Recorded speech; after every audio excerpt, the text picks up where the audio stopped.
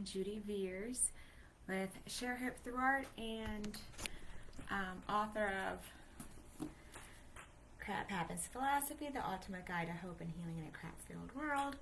And today I wanted to talk about narcissist. So another Judith, who I've not met, but Judith Orloff, MD, wrote the Empath Survival Guide. And it's the first time I ever heard this term. So she talks about narcissist as having an empathy deficient disorder.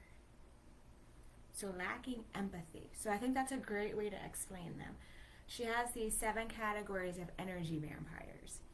So I don't know if she coined the term or if it already exists, but an energy vampire, you feel around them and you're like, energy is just like, oh, you just want to retreat into yourself or not be around that person. So she has 7 different categories, and the first one is a narcissist.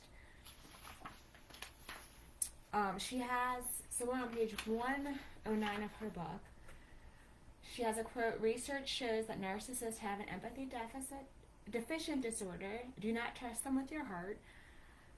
Her protection strategy is lower your expectation for the narcissist's emotional capabilities. Don't let yourself be manipulated. Don't expect narcissists to respect your sensitivities. They are extremely cold people. Don't fall in love with a narcissist. Run the opposite direction, no matter how attracted you feel. Try to avoid working with a narcissist. Stroke narcissist ego. Stop all contact when you can." So she goes into a few different things. Then she has 6 other categories of energy vampires.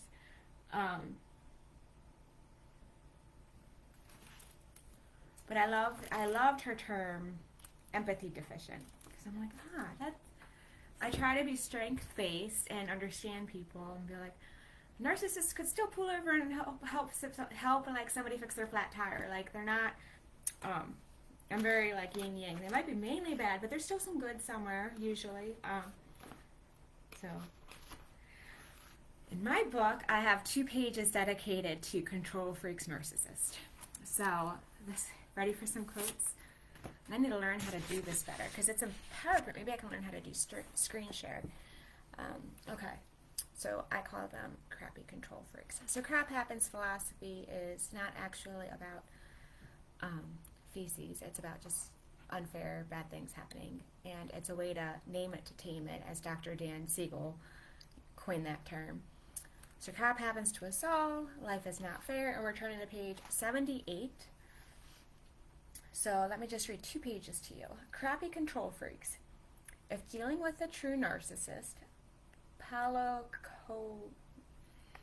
please see it, come on. I'm so bad at reading names.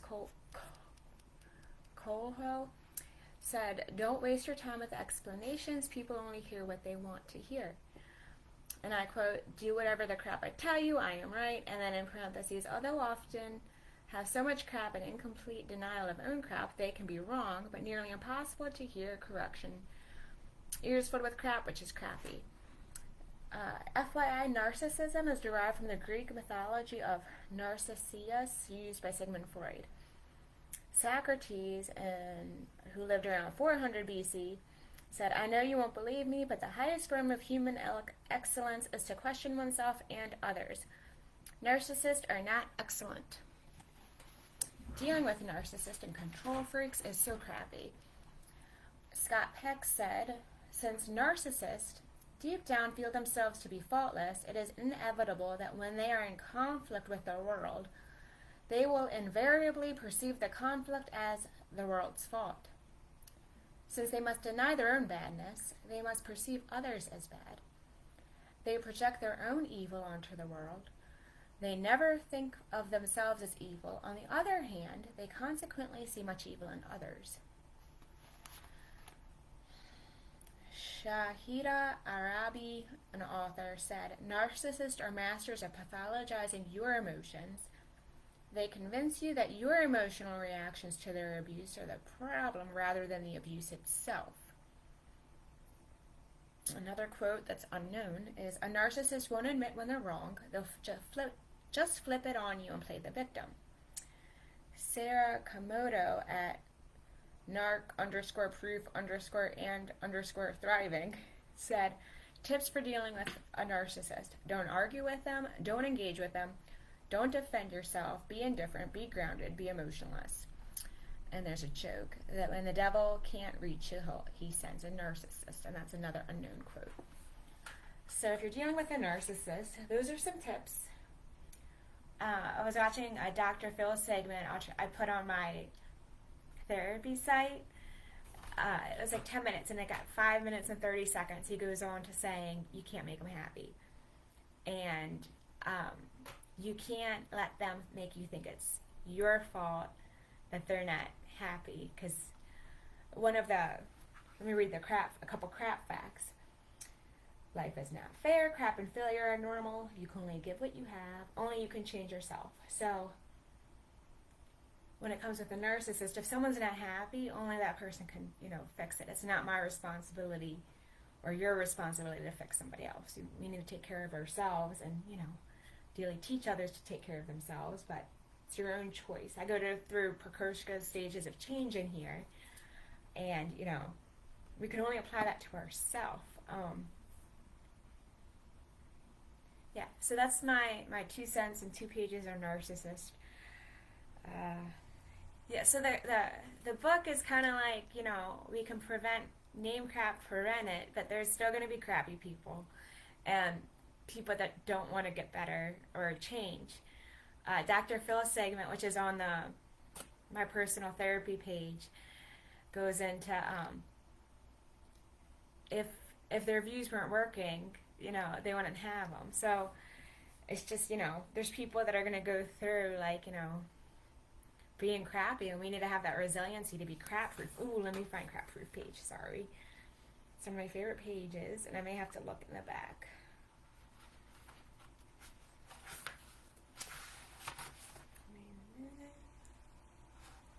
Come on, crap proof.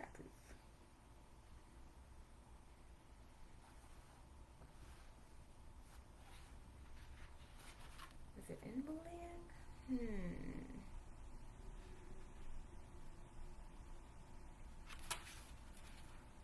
See if I can flip to it. 500 pages. You can't find everything all the time.